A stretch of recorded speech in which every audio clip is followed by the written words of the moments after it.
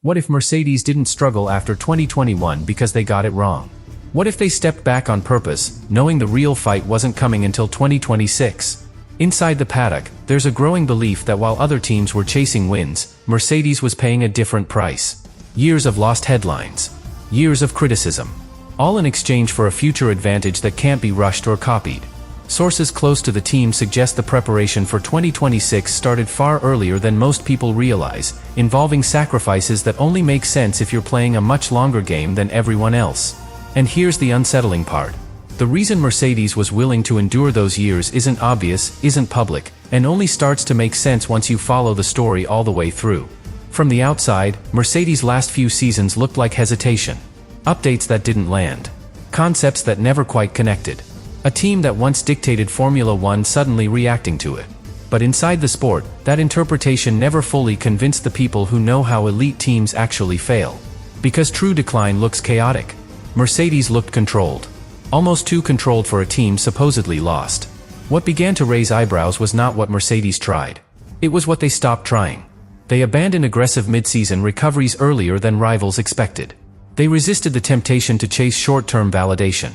And most importantly, they accepted being criticized without changing course. In Formula One, that level of patience is rare. And it usually means the scoreboard you care about isn't the one everyone else is watching. By early 2024, Mercedes had reached a point most teams fear. They knew they could keep fighting the present and still lose the future. Or they could sacrifice relevance now to control what came next. The 2026 regulations weren't just another update. They were a structural reset. Power units rewritten. Driving styles transformed. Aerodynamic philosophies inverted. Mercedes understood that trying to optimize the end of one era while preparing for the start of another was a losing strategy. So they chose clarity over compromise. That decision didn't show up in a press release. It showed up in how engineering priorities shifted quietly behind the scenes. Simulation resources moved. Long-term projects were protected. Short-term ones were allowed to stagnate. Engineers were no longer rewarded for fixes that saved a weekend. They were rewarded for answers that might only matter in 2 years. That kind of cultural shift is harder than designing any component. And it only happens when leadership is prepared to absorb pain for a long time. What makes this preparation unusual is how deeply it was embedded. Mercedes didn't just prepare a car. They prepared an organization to live with uncertainty. Young engineers were trusted earlier. Decision chains were shortened. Internal benchmarks were reset away from lap time and toward validation milestones. That's not something you do unless you're confident the destination justifies the cost. Because once you take that path, going back becomes almost impossible. The power unit program is where this mindset becomes most visible. Mercedes didn't treat the 2026 engine as an evolution. They treated it as a foundation that everything else would orbit around. That meant accepting extreme constraints early, designing to regulatory definitions rather than conventional wisdom, and committing to manufacturing processes that only make sense if you believe the rules will hold. That belief is a gamble. But it's also a signal. Mercedes wasn't hedging. And this is where the mystery deepens rather than resolves. Because none of this guarantees success. Early commitment amplifies both reward and failure. If Mercedes is right, the years of preparation turn into momentum no one can easily stop. If they're wrong, the cost will be visible and unforgiving. That's why rivals aren't laughing at Mercedes' patience. They're watching it. Because teams don't choose to suffer quietly for years unless they believe the payoff reshapes the entire game. As Mercedes pushed deeper into this long preparation phase, the contrast with the rest of the grid became impossible to ignore. While rivals were locked in seasonal cycles of urgency, Mercedes operated on a different clock. Deadlines were internal, not calendar-driven. Success was measured in validation, not trophies. That separation allowed them to tolerate something most teams cannot: ambiguity. They accepted that for years, they would not know if they were right, only whether they were consistent. And consistency, in a regulatory reset this severe, is often more valuable than early confirmation. One of the most revealing signs of this mindset was how Mercedes handled uncertainty around the rules themselves. Rather than waiting for clarifications, they treated the regulations as fixed constraints and built to them as written. No lobbying. No public pressure. No attempt to steer interpretation after the fact. That choice suggests confidence not just in engineering, but in governance. Because once you commit that deeply, regulatory stability becomes a requirement, not a hope. Mercedes was willing to stake years of preparation on that assumption.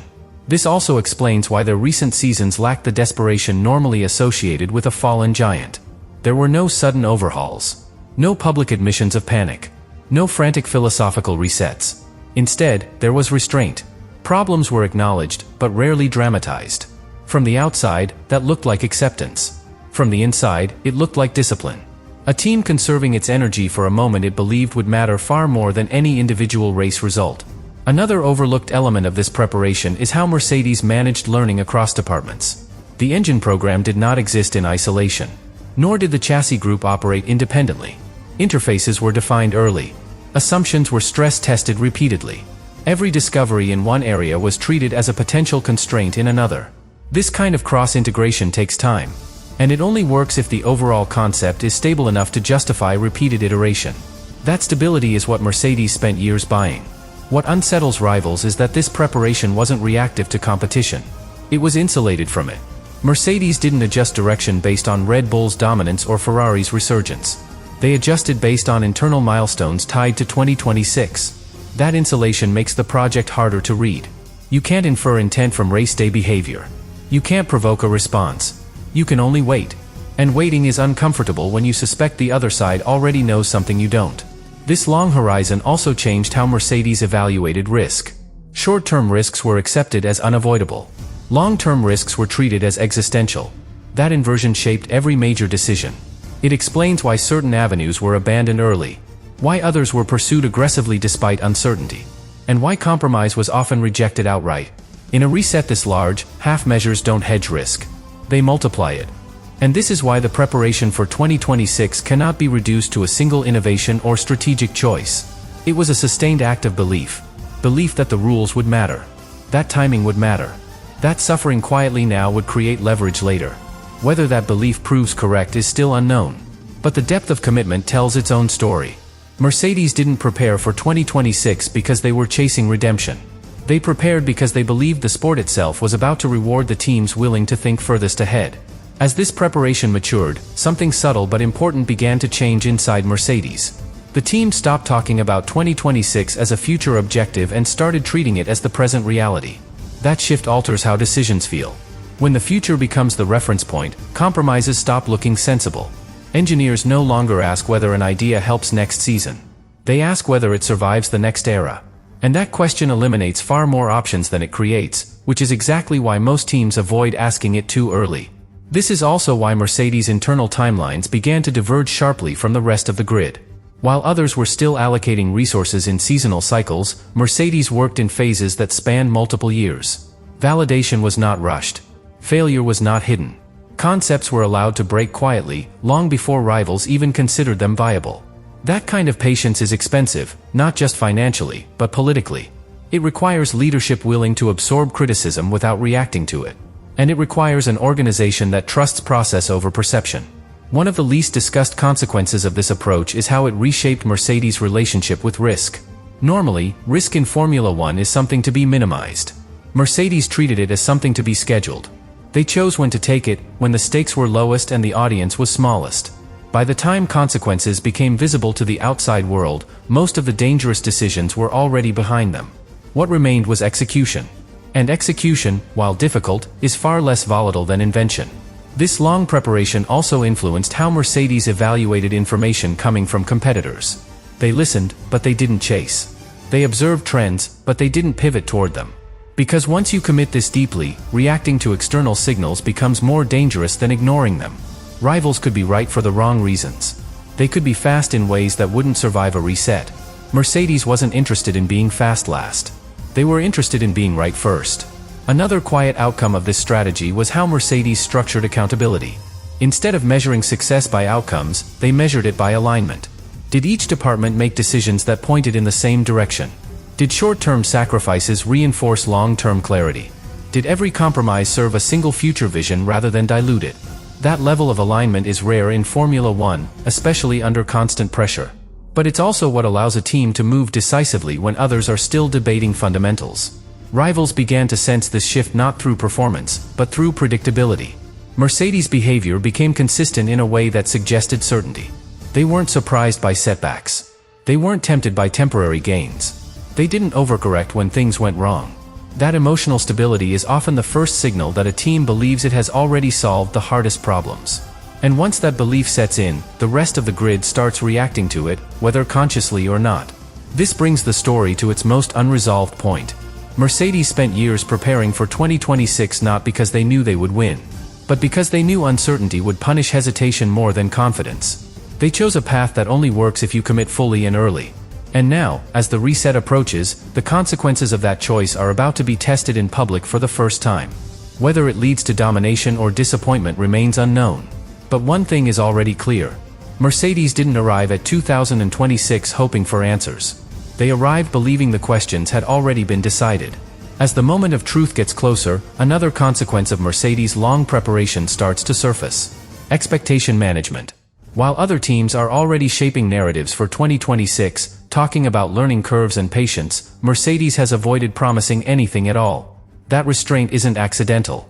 When you've invested years into a single future, the most dangerous thing you can do is lock yourself into public targets. Mercedes prefers to let others define success first, then quietly measure themselves against a different standard. That keeps pressure external, not internal.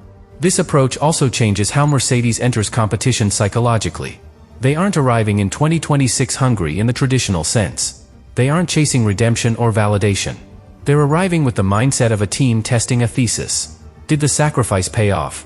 Did the early commitment matter?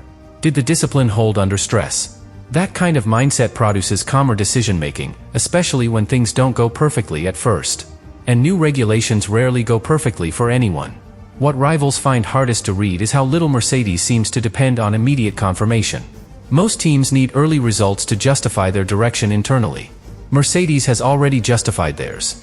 That means a bad weekend doesn't trigger panic. It doesn't trigger emergency meetings or philosophical doubt. It's treated as data. And teams that treat setbacks as data rather than threats usually recover faster than those who treat them as crises. There's also a strategic patience built into how Mercedes plans to react to others. If a rival looks fast early, Mercedes doesn't need to respond immediately. They've already accepted that early performance can be misleading in a reset. Fuel loads, engine modes, hidden limitations.